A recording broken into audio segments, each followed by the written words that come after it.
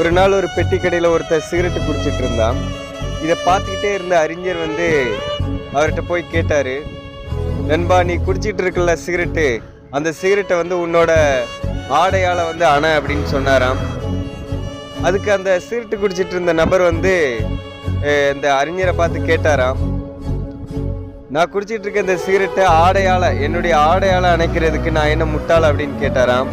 இதற்கு அந்த அறிஞர் சிரிச்சுக்கிட்டே அந்த நபர்கிட்ட சொன்னாராம், உன்னுடைய ஆடை உன்னுடைய நெஞ்சை விட விலை மதிக்க முடியாததா அப்படின்னு சொல்லி கேட்டாராம்.